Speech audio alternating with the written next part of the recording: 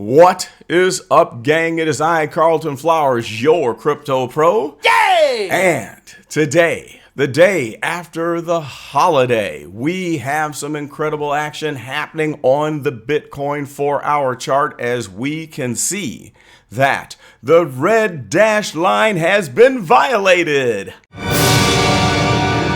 Wow, this is exciting. Now, what I'm going to wait to see what happens is if we close this current candle below the red dash line and get a confirmation of this breakdown. It looks like we have a breakdown of the second micro bear flag. So we're going to break this down, look at the 4-hour chart, the 1-day chart, and 1-week chart to see if we can determine what the possibilities and probabilities are. Of course, this is not financial advice. We are only calling the action as we see it, just like John Madden calling a football game. I'm just your commentator, giving you the play-by-play and sharing my thoughts as we go down this road together. So here we are on the 4-hour chart, and we see that this red candle is quickly and rapidly taking a dive away from the red dash line.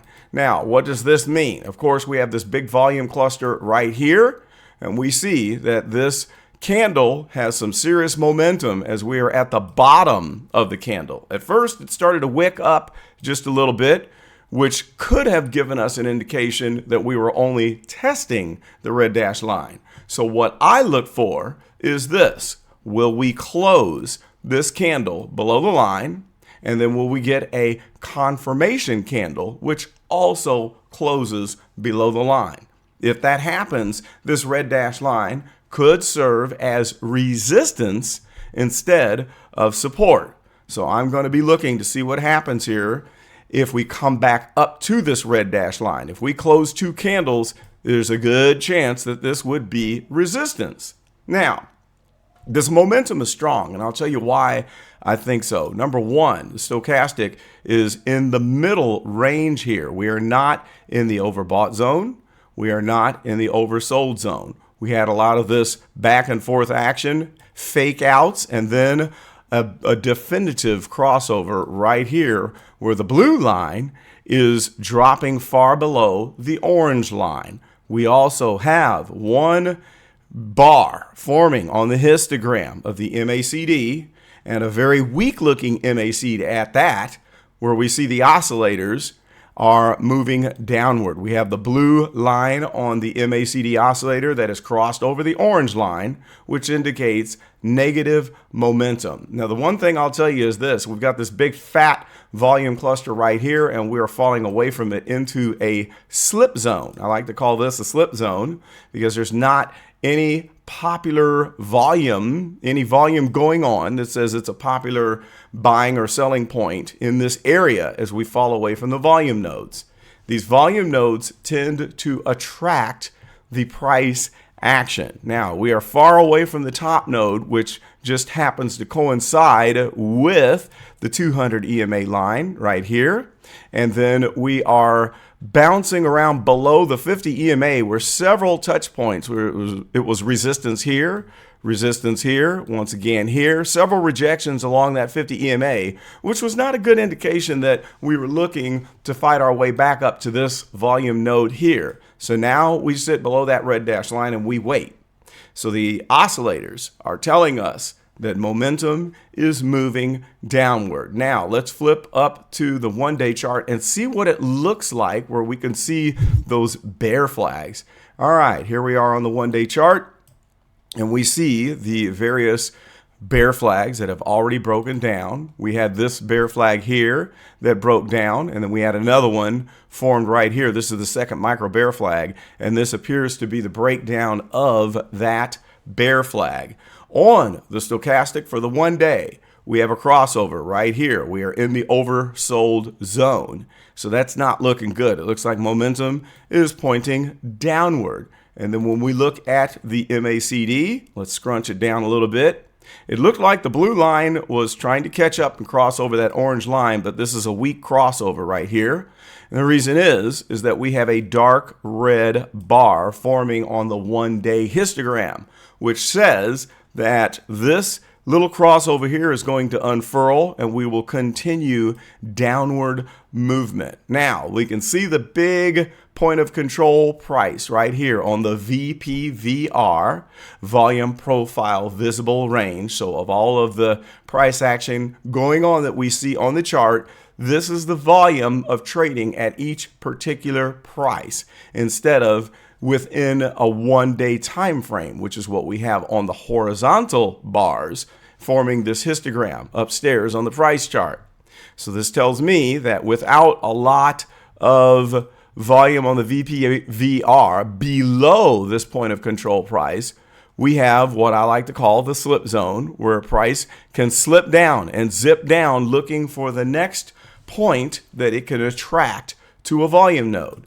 Now, we need to scrunch this down so we can even see what those volume nodes are doing down below, because there's not a lot of price action here to really judge by. And as we pull in more volume, we don't see much at all happening below this red dash line. All right, so that tells me that if we continue the momentum downward, there's nothing to catch this fall. And we'll have to move on to the 1 week chart to see if there is a possible landing point that we could determine where the price action could move to with this negative momentum going on. So let's zip on down to the 1 week chart.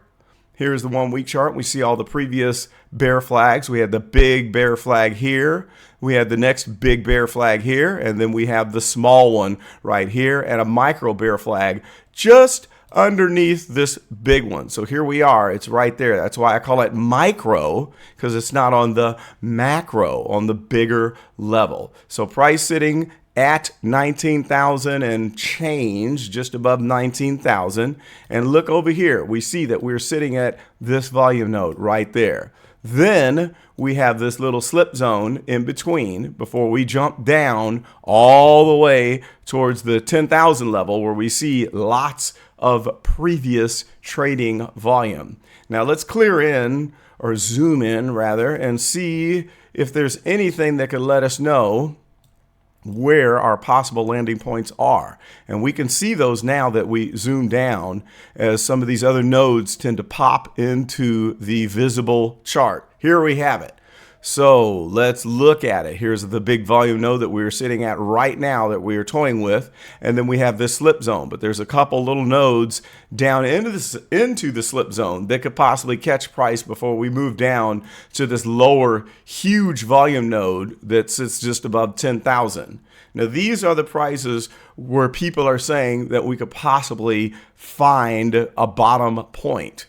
And the first one is at 15,000, and then we see another one down here at about 13,900, somewhere around there.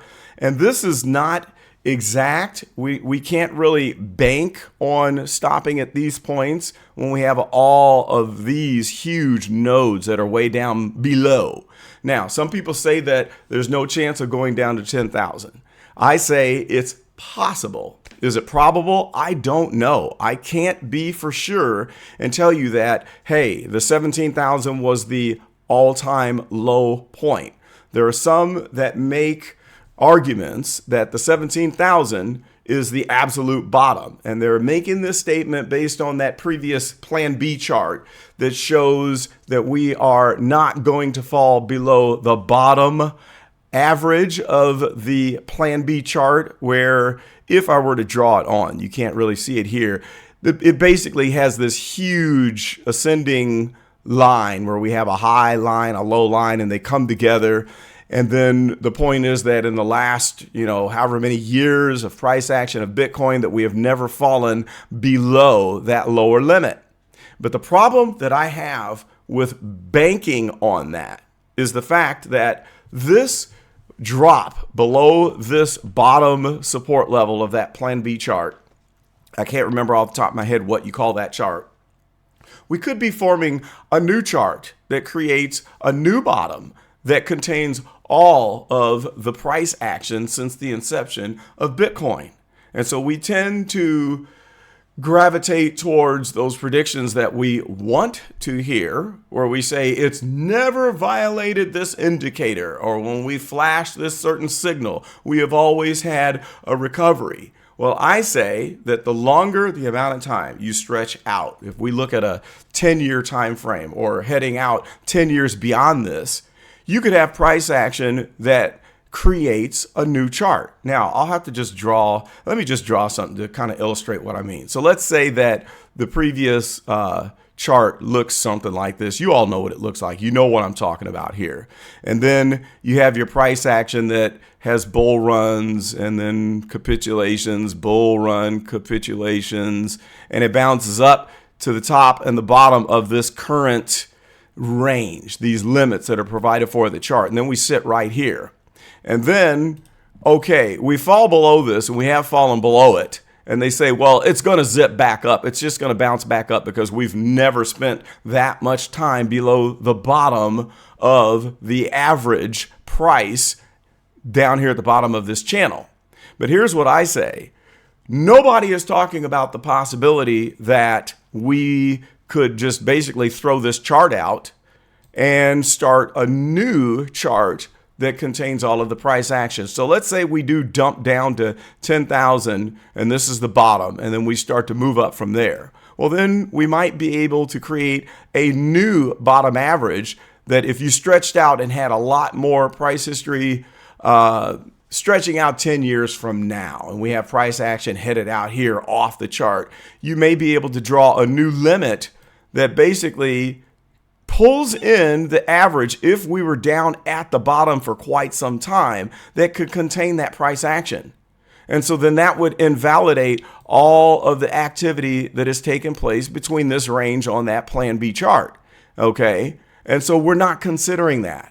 And so while we could call the current chart the micro and say adding 10 years, 20 years into the future of Bitcoin, we could call that the macro range. And then when we construct this new set of parameters of limits, the boundaries from the top to the bottom, all of your trading action could fall within the range of that chart. And then we could make that argument again, that Bitcoin has never fallen below or gone above the upper and lower limits of this regression chart. I think that's what they call it, the regression chart. And that's why I don't count on these predictions as 100%.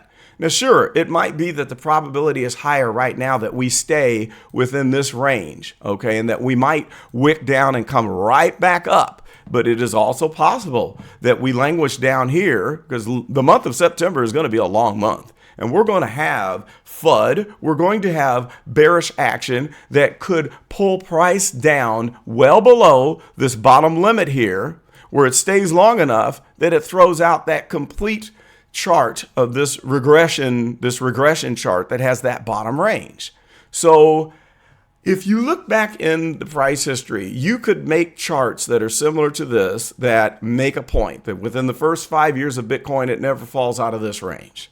Add on a few more years and you have a new chart. Well, Bitcoin has never fallen out of the range for this chart. Add on 5 more years and you keep creating new versions of this regression chart. But that's not to say that some big bad movement here may create a new chart, okay? And that's what I'm considering right now, is that when we make this new big picture with much more price history and we plow into the future, we can't always go back and say that we're absolutely going to stay within the range of this chart when we're creating a new future. We're creating a new, bigger macro view that could always contain the price action of Bitcoin. Okay. And so when we look at a 5-year range or a 10-year range, we can make these assumptions based on history. And as they always say, history may not always repeat, but it rhymes. We can get clues. We are able to make predictions that work, but it's not to say that we have not included some humongous movement up or down in the future that destroys the way that we're viewing this Bitcoin action.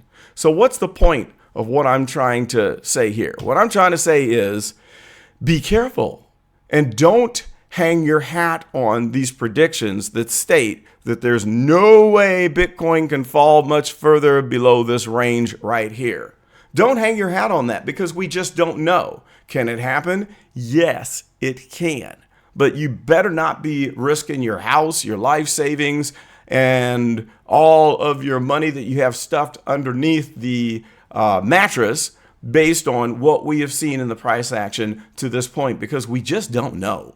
And when we are faced with worldwide economic conditions that might be a repeat of what we saw during the biggest stock market capitulations, we're talking 1930, 1972, the dot-com bubble burst of the tech stocks in 1999 going into the year 2000.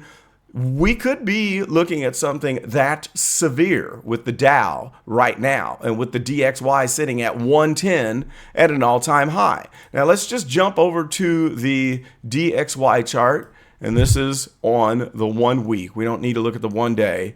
This is looking pretty bullish. We are still in the overbought zone with the DXY way up here, okay? And we are at an all-time peak right now sitting at 110. This is monumental. And we have an MACD. The oscillators are just on this bullish romp where we're just shooting straight up without much of an indication of correcting.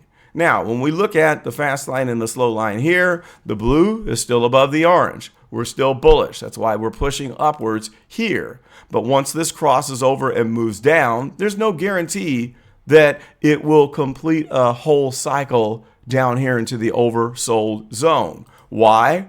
Because we've seen it several times during this romp here, from this point to this point, where the oscillator stays up. It keeps on recovering and staying up here in the overbought zone. Again, in this range, it stays up there. Will we have another extended range where we bounce up into this overbought zone? We kind of glance off of the 80 line and continue to move up. It's possible. Is it guaranteed? No. However, when we look at the printing of money, the strength of the dollar, what's happening in China with the Chinese economy on the brink of a complete collapse, then it is possible to say that with all of the indications that we have that the dollar will stay seriously high, at least for the rest of the month of September. So what I'm going to look for is the breaking of these records for the month of September, where we might surprise ourselves and we might not find the ultimate bottom until the traditional bloody month of September is done. Now, again, just because the majority of Septembers in the Bitcoin market have been red, it doesn't mean that they all have to be that way.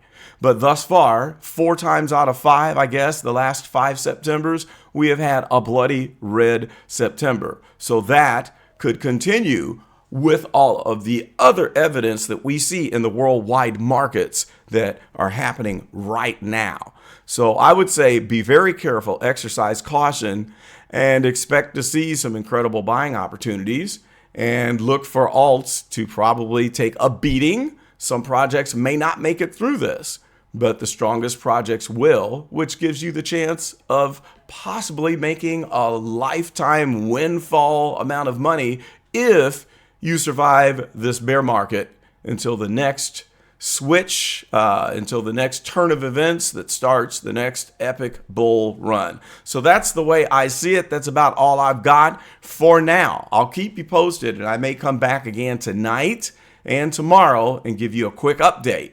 But until then, please like, comment, and subscribe to the Crypto Pro channel. And I appreciate having all of you post your comments below with your thoughts about what this violation of the red dash line could bring. And then I'll keep you posted with my analysis and interpretation of what the charts are telling us. That's all I've got for now. This is Carlton, and I am out.